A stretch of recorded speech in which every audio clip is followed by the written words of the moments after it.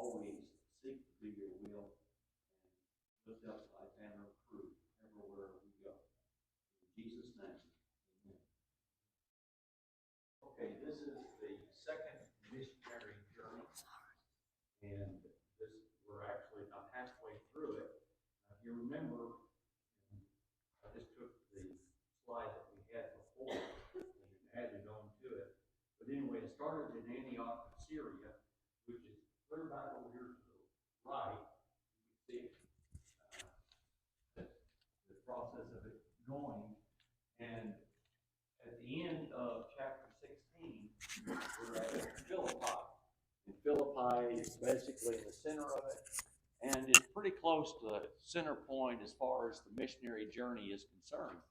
Now, the date of this particular part, more than likely, that would be a pretty close estimate of, as far as the date is concerned. And this would be either late AD 50 or early AD 51 when he leaves Philippi and goes to Thessalonica. Now, obviously, there are books that Paul wrote to the Thessalonians, and those books, 1st, 2nd Thessalonians, obviously, those books were written about 6 months after that, each of them. So about 6 months later, he wrote the book of 1st Thessalonians, which was probably from Corinth, and ultimately we'll get to Corinth. Well, Lord willing, we'll get to Corinth. And then the book of 2nd Thessalonians about 6 months after that. So about a year after he planted the church in Thessalonica. So that'll give you at least a perspective of what we're talking about here as far as time is concerned. Now, in verse 1 of chapter 17, it says, "Now when they had passed through Amphipolis and Apollonia, they came to Thessalonica, where was a synagogue of the Jews." So they traveled on the map there to Amphipolis, and then on down to Apollonia, and those were about 30 miles each, 33 miles from Philippi to Amphipolis, and then another 28 miles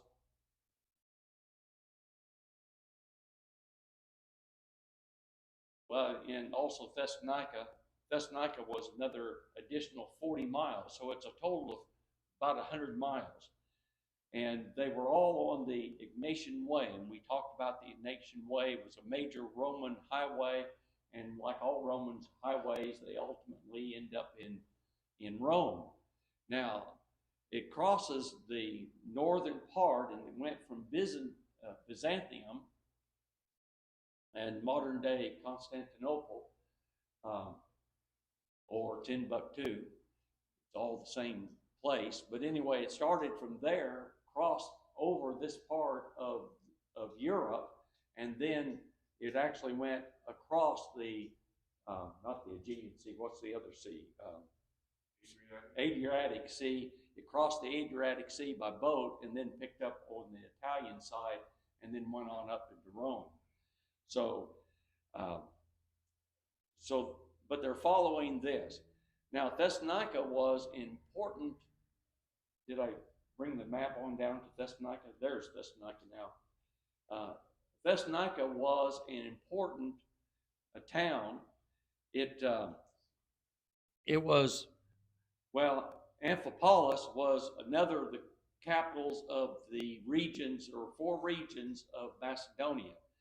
Philippi was a capital, and Amphipolis was another capital of one of the other districts of Macedonia, and Thessalonica was also a capital.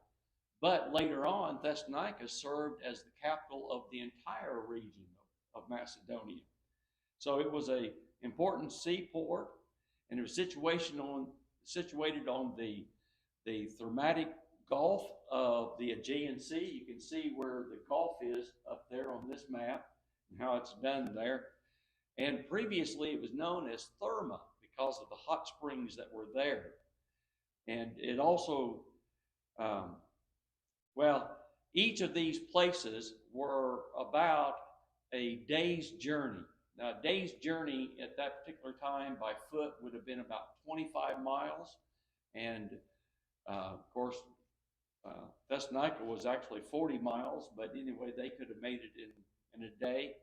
And the average person, and I would assume that in the first century they were probably stronger than we are, but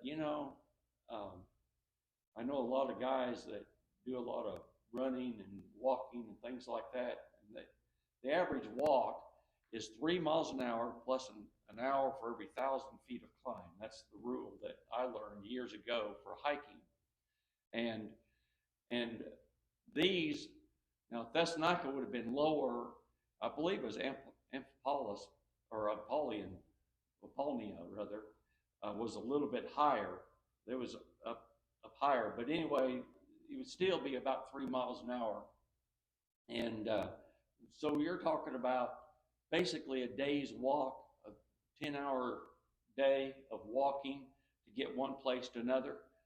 Now, a really fast walk would be about 4 miles an hour, but I really doubt that anybody, I mean, maybe an athlete could maybe maintain at 4 miles an hour for hours on end. Now, in the past, I was able to make 4 miles, in fact, a little bit over 4 miles in an hour, literally 4 miles. But, that's really kicking up dust. I mean, that's not,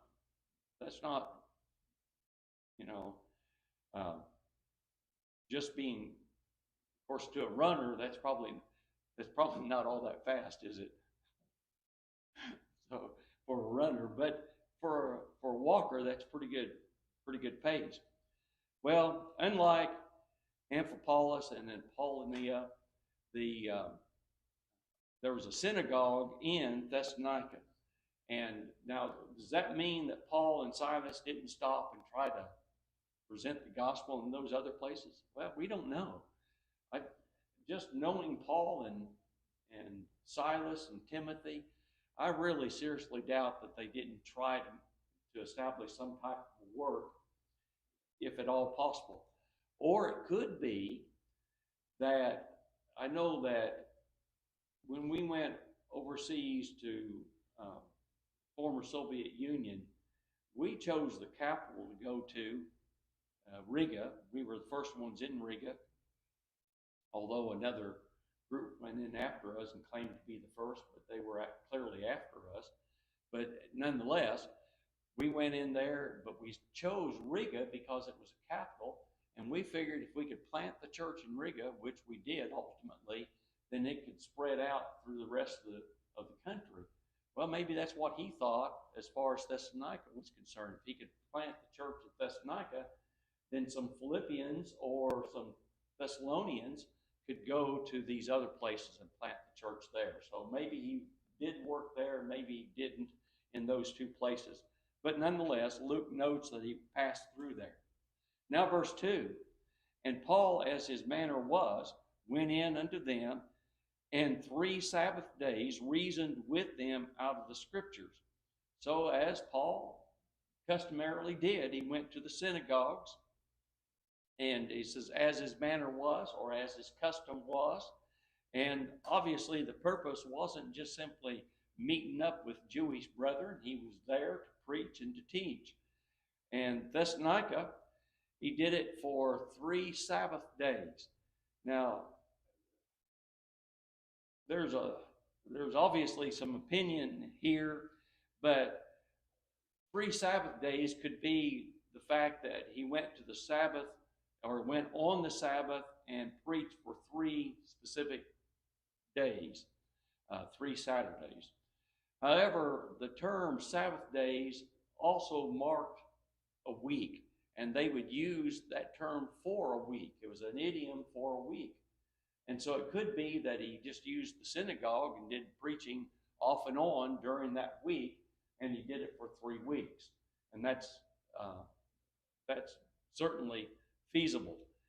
And the term can refer to that.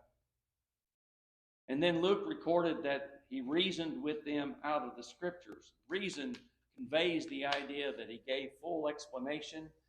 And since the New Testament had not been written at this time, and in fact, very little of it had been written in AD 50. In fact, I'm not sure that any of it had been. Most of the books were written after 70 AD, or just before 70 AD, 60 to 70. And Paul's first book was 1 Thessalonians, so it was 6 months after this. And now some of the gospel records are a little bit earlier,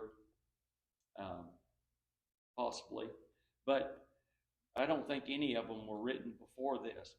But nonetheless, the New Testament, for the most part, had not been written. And so when it talks about him reasoning from the scriptures, he's talking about the Old Testament. Well, okay, with that in mind, if you're going to talk to a bunch of Jews who knew the Old Testament and apparently even knew, because of what he says later on, apparently even knew about Jesus, what would you begin with? Prophecies concerning Christ and showing fulfillment of those prophecies. Now, there's all kinds of prophecies concerning Christ and the Messianic kingdom, and I think that that's probably what he did. He gave a full explanation of those prophecies. Maybe he talked about Isaiah 52, 13 through 53, verse 12. Maybe he talked about Micah 5, verse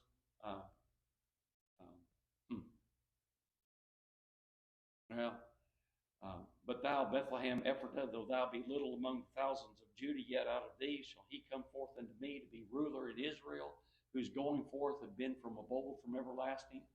And I don't know, I can't remember the verse. I can remember what it says.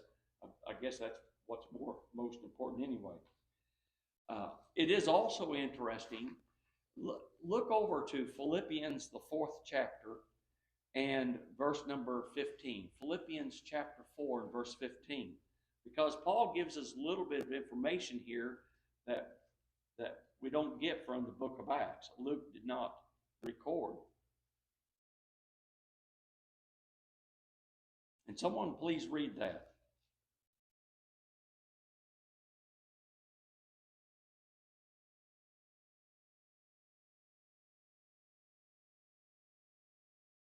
Philippians 4:15.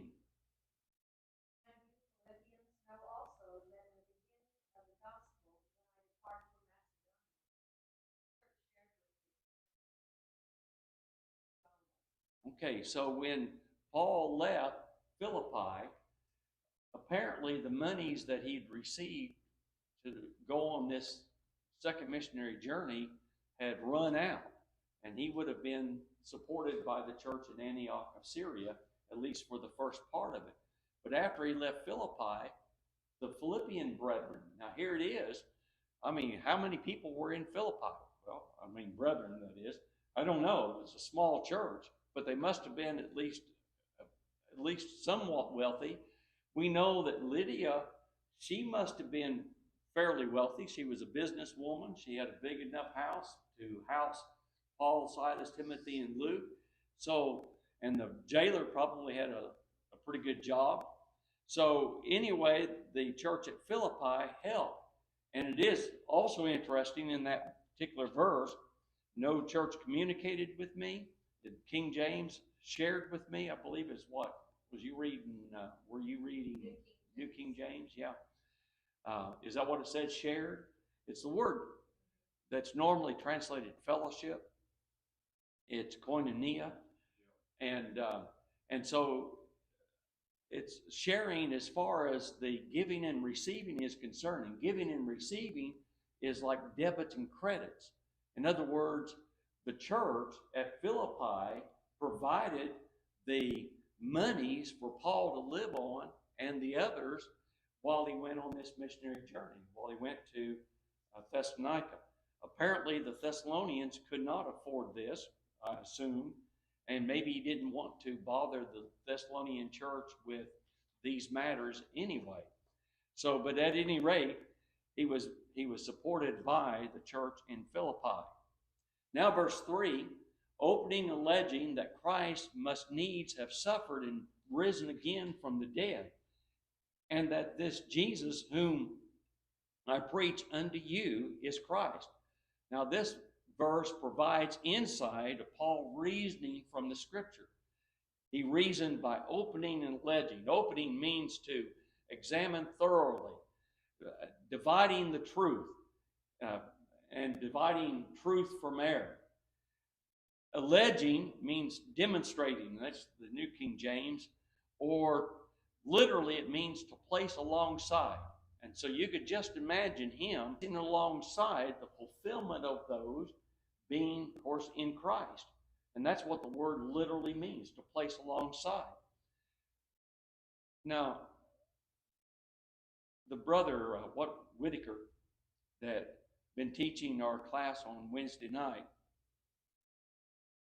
he has emphasized numerous times about reasoning with people. Now, he used different terms, but it's same basic meaning.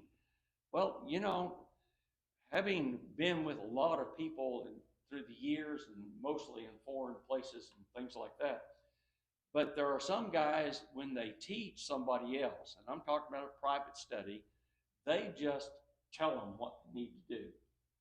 And other people, they actually reason with them. And now, you know which is the better. Everybody knows that. I mean, do you remember things that are just told to do more than you do those things that are reasoned with you? What do you remember most? Well, it's pretty obvious. So, we need to lead people to the truth, but we need to reason with them. And that's what Paul did in this particular case. And what did he reasoned with them, opening and alleging that Christ must have suffered and risen from the dead. Well, because of this particular verse, then the Thessalonians must have known something about Jesus. Now, how did they know? I don't know. Maybe there were some Thessalonians in Jerusalem when the taken place and they'd crucified Christ, and they were there then on the day of Pentecost. I don't know, I don't remember, but I'm quite confident that Acts chapter 2 that lists all those nations wasn't a complete list. And so the Thessalonians could very well have been. I don't remember the Thessalonians being specifically mentioned in that list of nations that were represented on the day of Pentecost. But I'm quite confident that they must have been there, or at least heard about it. Now, why was it necessary for Jesus to have suffered? It says that Christ must needs have suffered. Why was it necessary for Christ to suffer? Well, it's man's sins. That's ultimately where it goes back to. It's man's sins. It was necessary for Jesus to rise again because of man's sin and to take care of the sin problem. Could the blood of bulls and goats do that? Doesn't the book of Hebrews make that pretty clear? The blood of bulls and goats could not take care of the sin problem. And by the way, Paul also dealt with that in the book of Romans. It could not take care of the sin problem. The Old Testament was impotent as far as that was concerned. So it was also necessary in order to fulfill the Old Testament scriptures. So it was necessary because of man's sin problems. It was necessary because of the Old Testament scriptures. So Paul's conclusion was, this Jesus whom I preach unto you is Christ. That's his conclusion. The birth, the life, the death of Jesus corresponds with the prophecies of the Old Testament.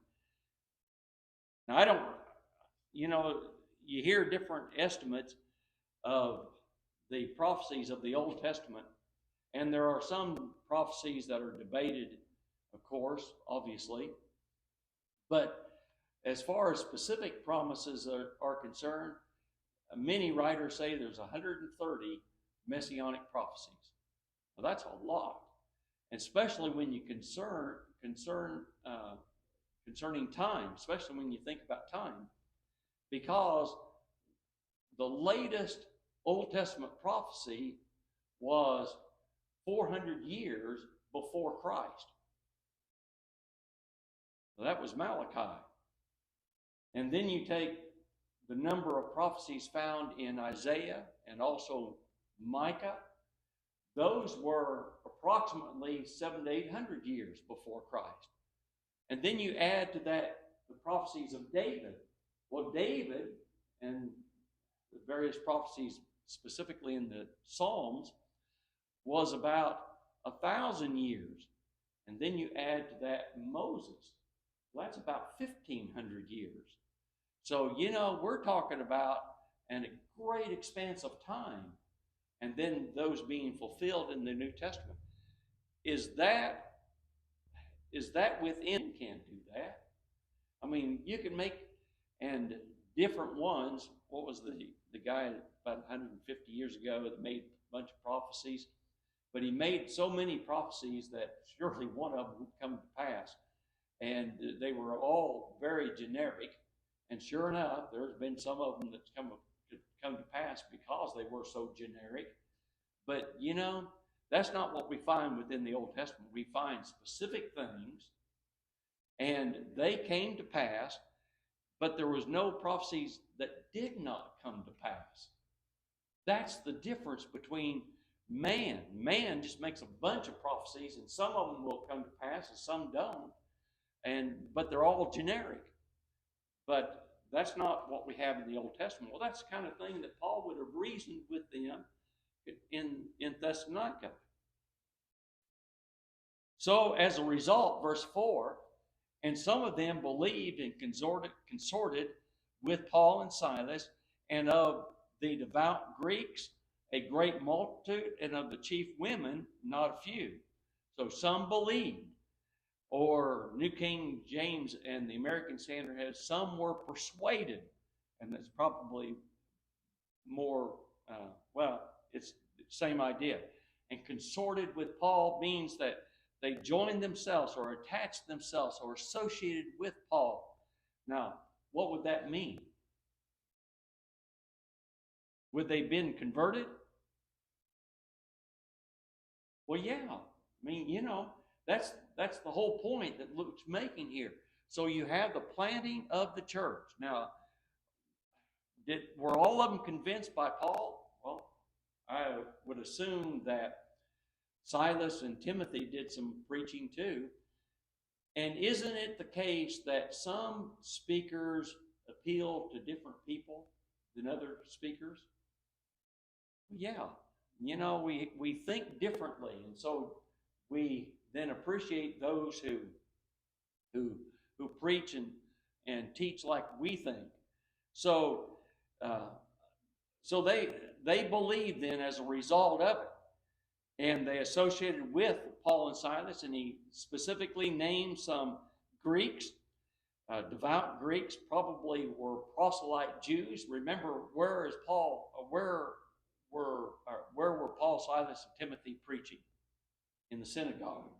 And so these would probably be proselyte Gentiles. And in addition, some chief women.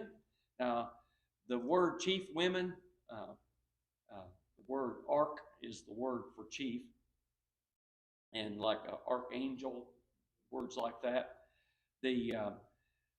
Now, were these the chief women in the synagogue or chief women of the city? I don't know. Were influential people. But notice the contrast between verse 4 and verse 5. I mean, you can't ignore this contrast. Well, some wise preacher once told me that if you're talking about chief women, they're all chief women. Yeah, well, no doubt. What's the old saying? If mama's not happy, ain't nobody happy. That's right. Okay, verse 5. But the Jews which believed not, moved with envy, took unto them certain lewd fellows of a baser sort, and gathered a company, and set all the city on an uproar, and assaulted the house of Jason, and sought to bring out them out to the people. So the contrast is really greater than just the first part of the verses. Some of them believed, verse 4, but the Jews which believed not. But those that believed, why did they believe? Because Paul reasoned with them. That's why they believed. But why were the Jews that did not believe? What were their motives? What's the text say? They envied. Yeah, their motive was envy, jealousy.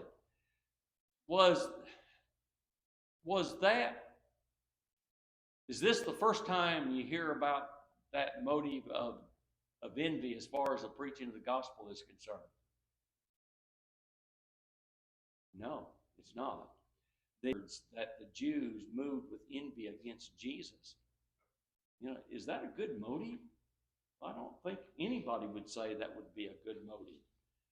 Well, they took 5 actions then. The unbelieving Jews took 5 actions. First, they took lewd or wicked fellows of a baser sort. The word that's baser sort is actually has to do with the marketplace. And there are 2 basic definitions of this particular word. It could be loafers at the marketplaces, that is, those that just simply loaf around. But if a person's loafing around, there's a reason that we have laws in our day and time about loitering, because those who loiter or loaf around, what happens? The old idea of an idle mind is Yeah, it usually leads to other things. And the second definition is a huckster. So, if they're dealing with the marketplaces, I don't know, have you ever met anybody that was a huckster in the marketplace? Well, yeah. I remember a couple of incidences. We were in the marketplace I remember one specifically. There was a fellow, an older gentleman, and probably my age now, but anyway, he had a coin collection, and he'd gone to the bazaar to sell that coin collection, and the guy that was trying to buy it was going to cheat him out of it. And I just happened to be there. Well, I collect coins too.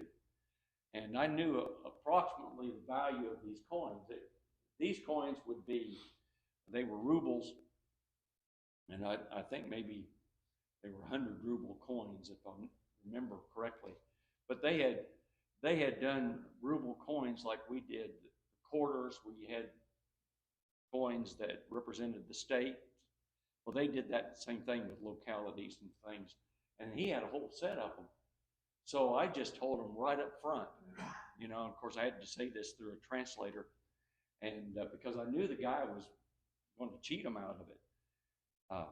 And so I just said right up front I'd give him so much money. I don't even remember what it was, but I felt like it was a fair value and probably a little bit above fair. And before I could get it even out, the guy says, I'll give you that much. So the fella knew how much they were worth, and it was 10 times, probably 20 times more than what he was originally going to give. And because he spoke the language and I didn't speak, at least not enough to be quick with it, and then he made a deal with them.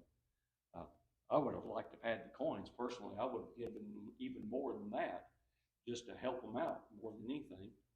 But nonetheless, that's what they did. They got these hucksters, and they gathered a company. That was the second thing. In other words, they formed a mob of these hucksters, of these wicked loafers. Then the third thing is they set all the city on an uproar. In other words, that's not the way we would say it. The way we would say it is they aroused a riot. I mean, that's what they did. They started a riot. And then they assaulted the house of Jason, and in other words, they came upon and stood against, or the New King James says attacked the house of Jason. And the fifth thing is they sought to bring them out to the people. And actually, the Greek there is they kept on seeking to bring, and no doubt they were trying to bring Paul and Silas out of the house of Jason where they were lodging. Verse 7, they were lodging there. So that's the five things that these unbelieving Jews did. Now, verse 6, and when they found them not, they drew Jason and certain brethren into the rulers of the city, crying, these that have turned the world upside down are come hither. Since they did not find Paul and Silas, they dragged Jason and certain brethren, it says, to the city rulers. Now the word that's translated city rulers, words, is a different word than you find those that were in Philippi. And they're actually what we would say politarchs, political arts, political leaders, literally. Poly would be short for a city, and arch would be short for a ruler, and so city rulers. Now, Thessalonica had a different form of government. And interestingly, Robertson, in his Word Pictures, who is a Baptist, Greek expert, he was Put that in quotes, by the way. Yeah, well, yeah. Most people recognize him as a Greek expert, although he was very one-sided when it came to baptism, and he tried to explain it away and some other things. But nonetheless, I mean, he was a good Baptist, so wouldn't you expect that? Although I think he's made some statements that he probably regretted. He's dead now. He would have been contemporary with Garvey. But nonetheless, he noted this. He said, and I quote, "This word does not occur in Greek literature and used to be cited as an example of Luke's blunders, but now it is found in an inscription on an ark in the modern city preserved in the British Museum." In other words, the antagonist, Bible antagonist, they said, there you go, there's another one of Luke's blunders. Now, here it is years later, we find actually things that I read, because it kind of piqued my interest when I noted or found that note, and I started looking at other things, and now we find all kinds of different things, but almost all of them are in reference to the city of Thessalonica. Their city rulers were called something different. They had a different form of government.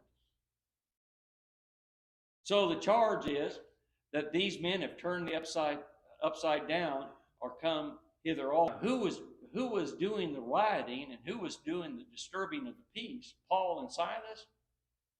No. It's those unbelieving Jews were doing it. And yet that's the very thing that they were accusing Paul and Silas doing. And maybe the Jews knew about some things that had taken place earlier in Judea, as in Acts the 8th chapter, and with reference to Paul. But nonetheless, did Paul go around just disturbing up peace? Well, when you look at this passage, he went to the synagogue and preached. He didn't go around the city. He went to the synagogue and was preaching there. Now, so the charge made against him was exactly what the unbelieving Jews were doing. So now verse 7, whom Jason hath received, and these all do contrary to the decrees of Caesar, saying that there is another king, one Jesus.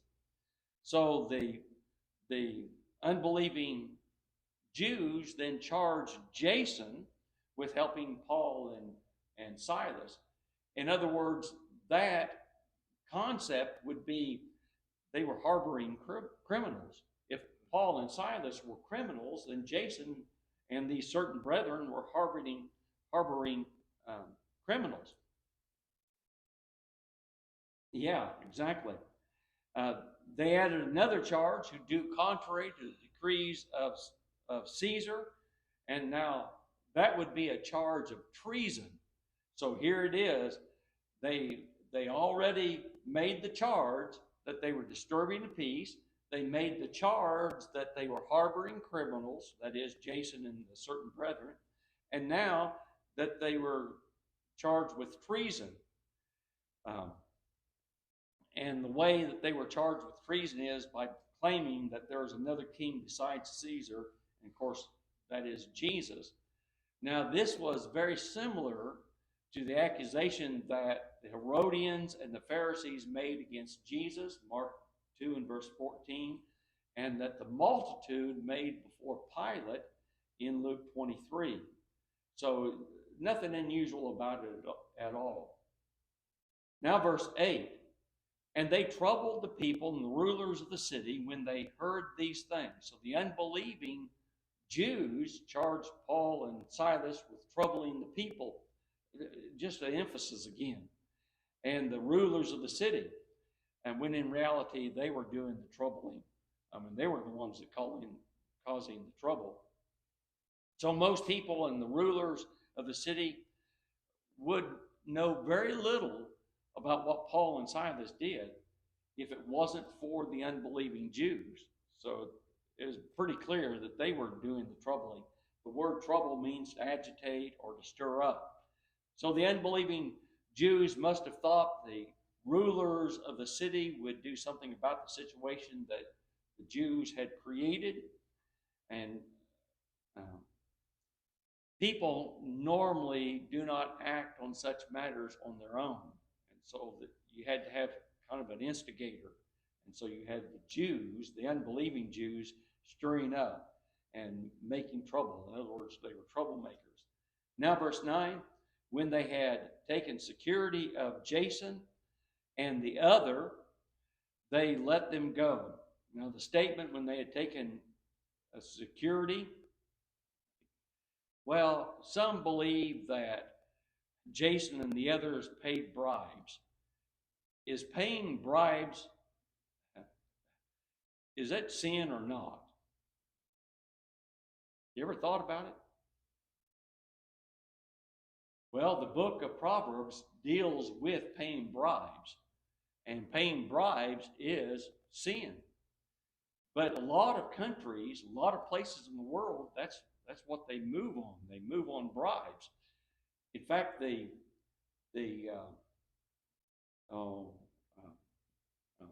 Darnitsa church in Kiev, Ukraine, and when we were there, they were called Darnitsa. But the city officials, in order for a church to exist, they had to be registered with the state. And they wouldn't allow the Darnitsa church to be registered. Some official at some point decided he needed a bribe, and so he would not allow Darnitsa to be registered. He just kept it from happening.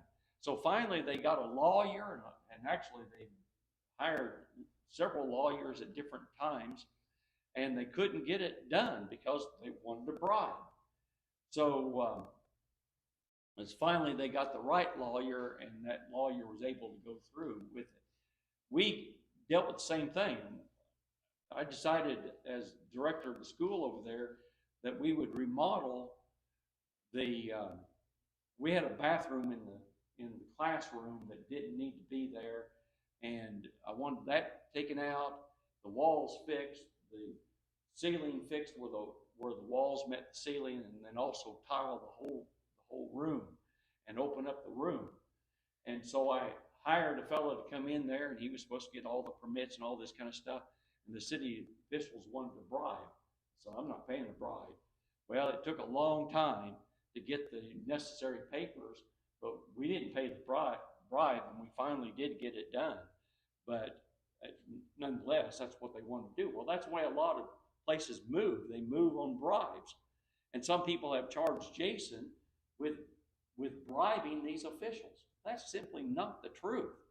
I mean, it can't be the truth. That's not what that word actually means. It is actually idiomatic, and it can refer to paying like paying a security for Paul and Silas, like what we would call bail. They paid the bail. It can refer to that, or it could possibly mean that just simply they satisfied the city officials. I mean, it doesn't necessarily mean exchange of money of anything. It could be the paying of bail, but it means that they answered the accusation. Well, if you've got a man like Jason, and Jason, he becomes a member of the church, well, more than likely, he probably lived a pretty good life, and he may have been known by others. And so he could have said, look, you guys know who I am. You know that I don't go around cheating people and doing wrong. You know that I'm an upstanding citizen of this community of ours. And you know that that's not what had taken place, and just reasoned with them. So, it doesn't necessarily mean, it just means that somehow they satisfied the law and satisfied the city officials. But it certainly does not mean the taking of bribes. Well, by their answer then, or by paying the bail, they were giving sufficient security. And what that has reference to is that they were the ones responsible for the conduct of Paul and Silas. Well, if you pay bail for somebody else, you're going to be the one responsible. So if they skip town, you're the one responsible, and they come get you. And so that's what that has to do with. So as a result, the city officials then let them go. Well, now verses 10 through 15, you have them going to Berea. Let's see if we get our map up there. So you leave Thessalonica. There it is. And they go down to, not Berea, but to Berea. Yeah, so I went too far. Okay. So now we're at Berea. Okay, so verse 10, and the brethren immediately sent away Paul and Silas by night into Berea, whose coming thither went into the synagogue of the Jews. So apparently the brethren thought the troublemakers would not relent until Paul and Silas were gone. And so they sent Paul and Silas away. Now, what about Timothy? Well, Timothy, at least at the early part of the journey, must have stayed behind in Berea. Paul must have saw the situation in Thessalonica like he did in Philippi. Remember who was left behind in Philippi? Anybody remember? Yeah, it was Luke. Luke was left behind. And so now Timothy apparently was left behind. And Timothy would catch up with them later on. But anyway, so Timothy, Paul and Silas then are sent on to Berea. Now Berea is still in Macedonia. It's at the foot of Mount Bermius. It is not on the Egnatian Way. So the Egnatian Way goes up basically underneath that word Macedonia up there. It goes on up there from Thessalonica. But Berea is off of the Egnatian Way, and it's about 50 miles from Thessalonica. Now that's significant here in just a little bit. Now I've already noted how far is a day's journey normally. 25 miles, 25 to 30, something like that. So, so we're talking about basically 2 days' journey. Now, as their usual manner was, they went to the synagogue for the purpose of teaching and preaching to the Jews. Now, verse 11, these were more noble than those in Thessalonica in that they received the word with all readiness of mind and searched the scriptures daily, whether those things were so. the word noble, and I don't remember what the New King James has. What is it? Huh? Fair-minded. Okay. The word noble is actually from a word that means good family. What it literally means, good family. Huh? Well born. Yeah. Yeah. The word for family can mean born. So well born or good born or good family. And it's only used 3 times within Scripture. It's used in Luke 19, verse 12, a certain nobleman went into a country. But in that particular case, it's a compound word, the word mankind or people, persons, and this particular word. In other words, persons who are well born. And then it's also used in 1 Corinthians 1 in verse 26. But in my research, I think the word noble is really the best word for this. They were noble people, and the Bereans were noble because they were open-minded to the things that Paul taught. Well, 2 reasons rather, are given for their nobility. They were eager to receive the truth, and then they searched or examined the Scriptures daily. Now, does this mean that everybody in Berea were that kind of people? No, it doesn't mean that, because they received, past tense, the word. So those that were noble-minded, they were the ones that received it. It's a comment on the character of the Bereans as general, but they became Christians, in other words. And the reason they searched the Scriptures is to see what they heard was the truth. Now, clearly, Luke recommended the character of the Bereans, but who were they searching the Scriptures concerning? Well, who was doing the preaching? Paul was. So they were checking up on Paul to make sure that he was teaching the truth concerning the Christ. Yeah. So, any fair-minded gospel preacher, oh wow, I didn't realize the time was out. Any fair-minded gospel preacher wants people to check them out. And every fair-minded gospel preacher, if you find something that they've said that's wrong, they want you to say something to them. Does that mean they're going to agree with you every time? Well, no, it doesn't mean that. But nonetheless, that's what fair-minded preachers do.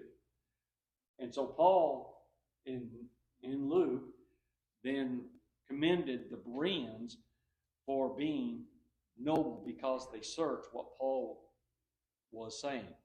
All right, that's a good place for us to quit, and we'll pick up with verse 12 next time. So where am I?